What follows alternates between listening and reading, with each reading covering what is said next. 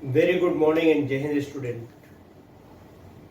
Today we have discussed about the applications of molecular orbital theory or meaning of molecular orbital theory. By the help of name of this concept like molecular orbital theory, everyone know when two different atomic orbitals or same atomic orbitals are overlapped with each other, then it form molecular orbital. It means the intermixing of two different atomic orbital gave new orbital that is known as molecular orbital. Suppose in an example nitrogen, the atomic number of nitrogen is 7, so its electronic configuration will be 1s2, 2s2, 2p3. 1s2, 2s2, 2p3. If in overlapping only valence shell electron will participate in bonding, then that will be explained by VBT, valence bond theory. If whole electron of an atom will participate in overlapping, then that is explained by molecular orbital theory, MOT, molecular orbital theory. इसका मतलब अगर दो atomic orbital आपस में overlap करेंगे तो सिर्फ valence shell के ऑर्बिटल नहीं, एटम के जितने ऑर्बिटल हैं सब आपस में ओवरलैपिंग करते हैं, और अगर सब ओवरलैपिंग करते हैं तो that will be explained bye molecular orbital theory. अगर सिर्फ वैलेंस शेल का इलेक्ट्रॉन पार्टिसिपेट करता है ओवरलैपिंग में, that can explain by valence bond theory. Now I am going to take one example in case of overlapping. See, मैंने कहा था molecular orbital theory के पॉइंट में मैंने कुछ पॉइंट आपको एक्सप्लेन कराई है, नोटेट कराई है. तो मैंने कहा था, याद कीजिए, क्या बोला था भाई, कि when two atomic orbital are combined with each other then it form two different molecular orbital. इसका मतलब दो एटॉमिक ऑर्बिटल अगर ओवरलैप करता है तो दो मॉलिक्यूलर ऑर्बिटल का फॉर्मेशन होता है, एक मॉलिक्यूलर ऑर्बिटल नहीं करता. फॉर एग्जांपल अगर मान लीजिए मैंने हाइड्रोजन, ये हीलियम का कोई दो एटम ले लिया या हाइड्रोजन का कोई दो एटम ले लिया, तो इसकी प्रोबेबिलिटी जो होती है, या अगर कोई एक्स एलिमेंट ले लिया, इनकी जो प्रोबेबिलिटी होती है ओवरलैपिंग की वो दो होती. फर्स्ट आप देखो ये पॉजिटिव जोन को रिप्रेजेंट करता है, ध्यान दीजिएगा, in any orbital two electron will exist. One electron rotate in clockwise direction and that is denoted by positive in nature, positive in nature, and another electron is rotated in anti-clockwise, that is also denoted by negative in nature, negative in nature. When two different atomic orbitals are overlapped with each other, then overlapping may take place.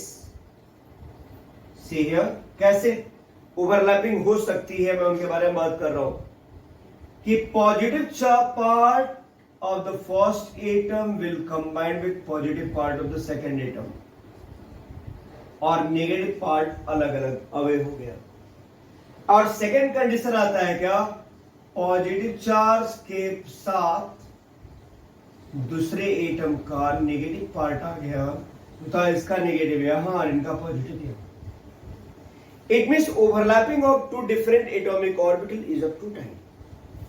First one is constructive, that is known as additive in nature. Additive जो add होता है. अगर इसका मैं shape दिखाऊं तो जहां positive दो नेचर अगर मिलते हैं ना, तो वहां की वेव नेचर की वैल्यू क्या होती है, बढ़ जाती है, एडिटिव वैल्यू होती है. ये देख लो, पॉजिटिव नेगेटिव. एंड अगर प्लस माइनस दोनों मिलते हैं तो क्या बोलेंगे भाई, एक नेगेटिव तो है ही एक साइड में, जहां प्लस माइनस दोनों आएंगे ना, एक के नेचर को दूसरा कैंसिल कर देगा, it means what will be the new part C. यहां आ गया माइनस प्लस प्लस माइनस। आप ध्यान दें यहां पे इनकी जो नेचर है वो सब्सट्रैक्ट हो गया, that is known as subtractive in nature. Subtractive in nature. Subtractive का मतलब कर सकते हो क्या, destructive in nature, and that is known as additive in nature. Additive in nature यानी दो तरह के बॉन्डिंग बन गए, और इस बॉन्डिंग को डिनोट करते, ध्यान दीजिए, अगर इंड और इंड बाय इंड अगर ओवरलैपिंग होती है that is known as sigma bond, और इसको बोलते हैं क्या, सिग्मा स्टार बॉन्ड। इसका मतलब this bonding is known as क्या, bonding molecular orbital. Bonding molecular orbital, and this bonding is known as anti bonding molecular orbital, that will be denoted by sigma star। अब problem आती है इसका क्या meaning है। अगर मान लीजिए एक एटम का जो ऑर्बिटल है, इनका इलेक्ट्रॉन अगर काई की तरह बिहेव कर रहा है, तो दूसरे एटम का जो इलेक्ट्रॉन होगा उनका मैंने काई भी ले लिया। when it start to overlap with each other, then by plus minus और प्लस प्लस दोनों आ गए और माइनस माइनस हो गए, तो यहां बोलेंगे chi A B is equal to chi A plus chi B. Chi A plus chi B. और अगर यहां देखेंगे तो क्या आएगा भाई, दोनों ओवरलैप किया, प्लस माइनस दोनों एक साथ, यहां माइनस यहां प्लस, यहां आएगा काई ए बी स्टार कर सकते हैं आप, is equal to chi A minus chi B. क्योंकि यहां वेव नेचर में अगर एक क्लॉकवाइज डायरेक्शन में अगर रोटेट करेगा तो दूसरा एंटी क्लॉकवाइज रोटेट करेगा, यानी एक का इफेक्ट दूसरा माइनस करेगा, उसे ऐसे रिप्रेजेंट करते हैं। आप देखिए जो यहां था वही फिगर यहां पे है। एडिटिव सब्सट्रैक्टिव मैंने दिखाया। एडिटिव ऑर्बिटल को बोलते हैं बॉन्डिंग मॉलिक्यूलर ऑर्बिटल, और सब्सट्रैक्टिव को बोलते हैं anti bonding molecular orbital. Clear. Then after chi A और काई बी दोनों ऑर्बिटल के रूप में अगर मैंने दिखाया, तो यहां पे क्या होना चाहिए, वेव नेचर का एडिशन अगर हो रहा है तो that is known as additive in nature. It means chi A B will be chi A plus chi B. when it behave as a subtractive in nature, then chi ab star is equal to chi a minus chi b। ये जरूरी नहीं कि chi a ही पहले हो, chi b minus chi a भी हो सकता है। अगर मैं इसे ग्राफ के रूप में रिप्रेजेंट करूं, देखो अब तरीका क्या है कि अगर मैंने एक एटॉमिक ऑर्बिटल को ऐसे डिनोट कर दिया, क्लियर, मान लीजिए ये ए ऑर्बिटल है, और अगर इनकी ओवरलैपिंग हो रही है दूसरे एटॉमिक ऑर्बिटल के साथ, ये हो गया B, then what will be after overlapping. तो ये ओवरलैपिंग दो तरह से हो सकते हैं। अगर प्लस प्लस आपस में ऐड हो गया, बताओ इनके नेचर क्या होंगे भाई, तो कह सकते हो ये जो आप वैल्यू देख रहे हो ये सेम रहेगा और एम्पलीट्यूड बढ़ जाएगी, यानी प्लस प्लस आ गया और यहां माइनस माइनस आ गया। ये क्या है भाई, तो इसको आप कह सकते हैं दैट इज नोन एज काई ए बी, या ये काई ए बी वेव नेचर को डिनोट करता है, वेव फंक्शन। क्लियर। या इसको बोलेंगे क्या, सिग्मा बॉन्ड, काई ए बी। और अगर ये रिवर्स होता, इनकी वैल्यू को ये अगर कैंसिल आउट करेगा तो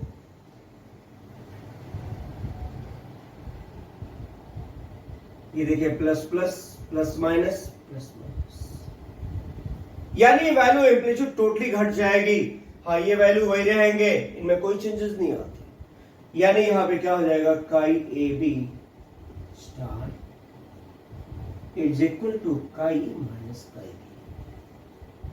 हमें लग रहा है इसकी मीनिंग आप समझ गए होंगे। ये क्या कह रहा है, एडिटिव एंड सब्सट्रैक्टिव नेचर को डिनोट कर रहा है। यहां पे ये प्लस है, एडिटिव और सब्सट्रैक्टिव नेचर को डिनोट कर रहा है। अब कोई भी कहेगा कि sir what is the difference between bonding molecular orbital and anti-bonding molecular orbital? Yes, we can explain. क्योंकि ध्यान देना ये क्या है, अभी आप जो देख रहे हो वो वेव नेचर को डिनोट कर रहा.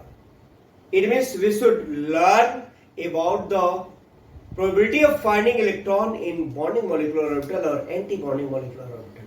एक काम करेंगे, यहां तक तो हमें लग रहा है आपको कोई प्रॉब्लम नहीं होना चाहिए. Now see, in case of bonding molecular orbital, the probability of finding electron,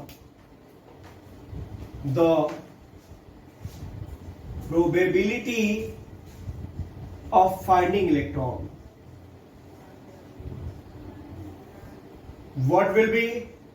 Chi AB is equal to chi A plus chi B to the whole square. When we start to find the probability of finding electron, then we should squaring of chi means wave function. Wave function के squaring करने पे value आ जाती है. बताओ अगर इनकी wave function की अगर स्क्वायरिंग हुई तो वही रहेगा, chi B whole square is equal to, इनकी वैल्यू क्या आएगी, chi A square plus chi B square plus 2 into chi A into chi B. It will be, अगर मैं यहीं पे बात करूं किसके बारे में, ये कौन सी वैल्यू है, for bonding molecular orbital, for bonding molecular orbital. अगर मैं बात करूं किसके बारे में, एंटी बॉन्डिंग मॉलिक्यूलर ऑर्बिटल के बारे में, तो क्या रहना चाहिए भाई, for anti bonding molecular orbital. It's also very simple. कह रहा है एंटी, इसका मतलब क्या होना चाहिए भाई, chi A B is equal to chi A minus chi B. For probability we should squaring on both sides. After squaring, what will be the result? Chi AB to the whole square is equal to chi A square plus chi B square minus 2 into chi A into chi B. Try to understand what is here and what is the difference between both. आप सोचो यहां पे ये value क्या हो रहा है भाई, ऐड हो रहा है, और यहां पे ये वैल्यू क्या हो रहा है, सब्सट्रैक्ट हो रहा है.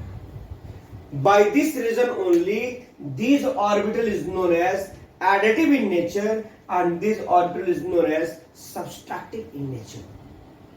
क्लियर. और इन्हीं को बोलते हैं क्या, यानी कह सकते हैं एंटी बॉन्डिंग मॉलिक्यूलर ऑर्बिटल में इलेक्ट्रॉन की पाई जाने की प्रोबेबिलिटी और बॉन्डिंग मॉलिक्यूलर ऑर्बिटल में इलेक्ट्रॉन की पाई जाने की प्रोबेबिलिटी का डिफरेंस कितने आ रहे हैं, you can decide from here. Now listen, due to overlapping of different atomic orbitals, it form different type of structure. See, what is the basic difference between both? See here, suppose अगर मैं मान लीजिए मैं different atomic orbital ले लूं. For example, मैंने एक example ले लिया, ऑक्सीजन ले लें, चलो ऑक्सीजन लेते हैं, या नाइट्रोजन ले लें, नाइट्रोजन ले लेते हैं, या जो आपको वो ले लेते हैं, ठीक है ना. वो एटॉमिक, और चलो मैं नियॉन का ले लेता हूं. Neon its atomic number is 10. So it's electronic configuration will be 1s2 2s2 2p6. ये होना चाहिए. अगर इसे मैं सभी ऑर्बिटल ग्रुप में दिखाऊं तो मुझे दिखाना चाहिए 1s2 2s2 2p. अब ध्यान दीजिए, मैं पहले किसको दिखा रहा हूं, 2pz 2py 2px. आप बोलोगे सर ऐसा क्यों ले रहे हैं, 2px 2py 2pz लेना चाहिए आपको, x से स्टार्ट करना चाहिए. Yes, we can take, use कर सकते हैं. आपकी एनसीईआरटी में इस तरह से लिया, इसका कोई मायने नहीं. कॉन्सेप्ट तो कॉन्सेप्ट है, ये इलेक्ट्रॉन की फिलिंग पर डिपेंडेंट होता है. पी ऑर्बिटल का स्ट्रक्चर बनाइए, अगर आप राइट से फिल कीजिए तो जेड से स्टार्टिंग करेंगे, अगर लेफ्ट से कीजिए तो एक्स से स्टार्ट करेंगे. नो प्रॉब्लम, वो तो नंबरिंग पर डिपेंड करता है. अब अगर मैं इसे एक्सप्लेन करूं तो मैं बोलूंगा क्या, देखिए वहां दो तरह की बॉन्डिंग होती है. And by and bonding is known as, and head by head bonding is known as sigma bond, and side by side bonding is always responsible for the formation of pi bonding. Clear? For the formation of pi bonding. यहाँ पे कुछ orbital ऐसे हैं जो pi bonding के लिए responsible है, कुछ ऑर्बिटल ऐसे हैं जो कभी पाई बॉन्ड बनाते ही नहीं. कौन कौन नहीं बनाते भाई? यानी ये ऑर्बिटल नहीं बनाएंगे, बनाते हैं. ध्यान दीजिएगा, इन दोनों की एनर्जी लेवल आपस में बराबर होती है. These orbital is responsible to form pi bonding. ये दोनों पाई बॉन्डिंग बनाएंगे, बाकी कोई नहीं बनाएगा. अब देखो आप, इनके पास भी 2 इलेक्ट्रॉन है, इनके पास भी 2 इलेक्ट्रॉन है, इनके पास भी 2 इलेक्ट्रॉन है. मैंने एक एटम का ले लिया नियॉन का. अगर ऐसा 2 एटम आएंगे तो ध्यान दीजिएगा, when 2 different atom of neon start to overlap with each other, then 2 different type of orbital will form. कौन कौन से? फर्स्ट बनेगा बॉन्डिंग मॉलिक्यूलर ऑर्बिटल और सेकंड बनेगा anti bonding molecular orbital. Bonding molecular orbital को हम लोग हमेशा सिग्मा या पाई से डिनोट करते हैं, और एंटी बॉन्डिंग मॉलिक्यूलर ऑर्बिटल को सिग्मा स्टार या पाई स्टार से डिनोट करते हैं. I think you know, according to the molecular orbital theory, the energy of bonding molecular orbital is lesser than anti bonding molecular orbital. It means we can write for bonding molecular orbital. जिसे अगर हम bonding molecular orbital के form में लिखें तो बोलेंगे क्या? Sigma 1s2, sigma 2s2, sigma. अब ध्यान दीजिए, ये आ रहा है 2pz2, ये सिग्मा बनाता है, बाकी दोनों पाई बनाते हैं. क्या लिखेंगे? Pi 2py2 is equivalent to pi 2px2. आप देखो, ये एनर्जी का इंक्रीजिंग ऑर्डर है, ये एनर्जी का इंक्रीजिंग ऑर्डर होता है. यानी इन पाई वाले की एनर्जी सिग्मा वाले से कम होती है. सॉरी, इन लोगों की ज्यादा होती है, इनकी कम होती है. अब देखो, अगर मैं बात करूं for anti bonding molecular orbital, anti bonding molecular orbital, what will be? तो स्टार, तो क्या लिखेंगे? Sigma star 1s2, sigma star 2s2. Then अब क्या आएगा भाई? ध्यान देगा, अगर एंटी बॉन्डिंग देखेंगे तो ये इनकी एनर्जी इन दोनों से ज्यादा होती एंटी बॉन्डिंग के केस में. क्या होना चाहिए? Pi star 2py2 is equivalent to pi star 2px2, then sigma star 2pz2. बेटा ध्यान ना, एक बॉन्डिंग और एक एंटी बॉन्डिंग दोनों को मैंने डिनोट कर दिया. अब एक काम करोगे आप, अगर इसे आप अरेंज करोगे एनर्जी के इंक्रीजिंग ऑर्डर में, तो इनसे ज्यादा इनकी एनर्जी होती है, इनसे ज्यादा इनकी एनर्जी होती है, उसके बाद इन तीनों की एनर्जी होती है, उसके बाद इनकी एनर्जी होती है. अगर मैं इसे सिस्टमेटिक लिखूं तो मैं लिख सकता हूं फॉर Ne2. आप देख ली, भले वो अलग की बात है, Ne2 एग्जिस्ट करेगा कि नहीं करेगा, और नहीं करेगा तो क्यों नहीं करेगा, ये सारी चीजें यही एक्सप्लेन करेगा, लेकिन लिखते जरूर. तो क्या होना चाहिए? Sigma 1s2, sigma star 1s2, then sigma 2s2, then sigma star 2s2, then अब ये लोग आएंगे sigma 2pz, 2pz2, then pi 2py2 is equivalent to pi 2px2.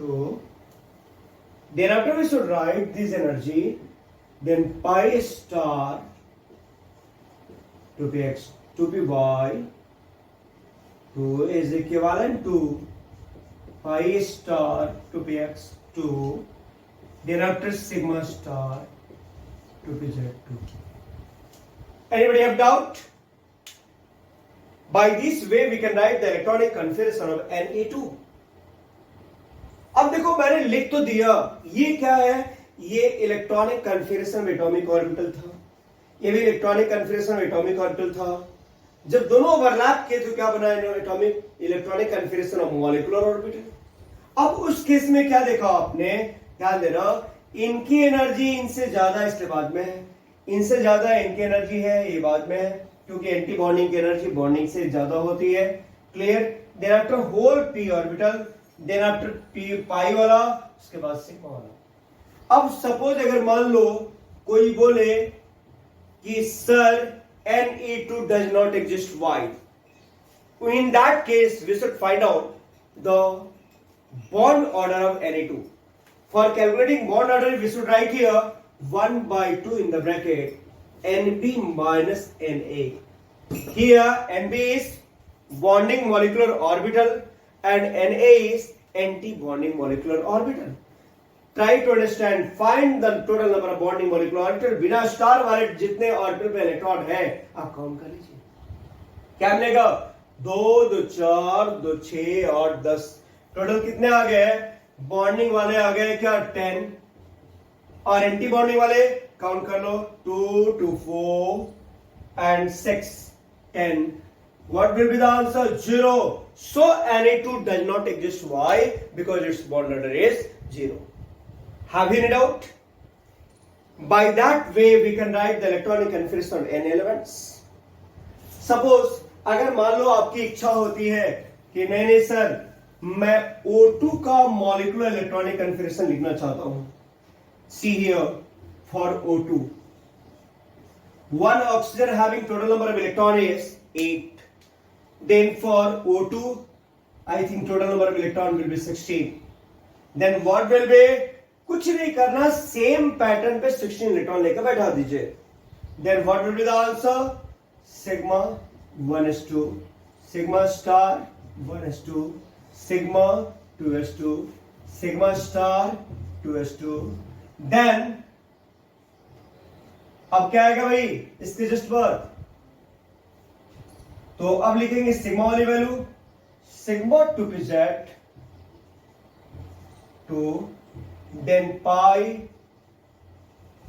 2py2 is equivalent to pi 2px 2. then after what will be? तब बोलेंगे आप उस case में कि pi star 2py is equivalent to pi star 2px. आप मुझे बताओ यहां तक टोटल कितने इलेक्ट्रॉन आ गए? 2 2 4 2 6 2 8 10 12 14. How many electrons is remaining? Only 2 electrons, because in O2 16 electron is there. It means 2 electron अभी भी बचे हैं और दोनों ऑर्बिटल की एनर्जी लेवल बराबर है। बताओ क्या करोगे? 2 यहां लिखे हैं, 2 यहां लिखे। In that case you should write 1 electron is 0, 1 electron is 0. Due to presence of unpaired electron, this molecule is known as paramagnetic in nature. Paramagnetic in nature. Due to presence of unpaired electron, it is paramagnetic in nature. Is it clear? And its bond order is equal to C1/2 in the bracket Nb minus Na. आप बताइए Nb में कितने आएंगे electron? Without star कितने electron है भाई? क्या लिखना चाहिए? 1/2 in the bracket, without star 2 2 4 and 4 8 2 10 minus star वाले लोगों को काउंट कीजिए। How many? 2 electron, 2 4 1 5 1 6. It means 6 should be here. Then what will be the result? 10 minus 6/2 means what? 4/2 means what? 2. Yani in case of O2, bond order will be 2. Any doubt here? मुझे नहीं लग रहा कि यहां कोई doubt होना चाहिए आपको। By this way we can find out the molecular orbit, bond order, as well as we can write the electronic configuration of molecular orbital. Can you write? Yes, you can write now. Listen, one exception is also there. Listen about the exception. अगर मैं O2 से नीचे वाले orbital के बारे में बात करूं जिसके वैलेंस शेल में टोटल कितने इलेक्ट्रॉन है, अगर मैं बोलूं कि जहां पे total number of molecular orbital electron 16 से लेसर हो, लाइक 15, 14, 13, उस केस में एक एक्सेप्शनल है। क्या है भाई? तो कह सकते हो फॉर, वेट, इनको भी मिटा दे। हाँ ये तो है,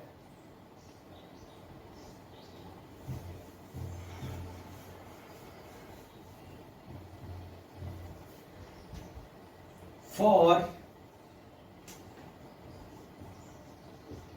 N2 और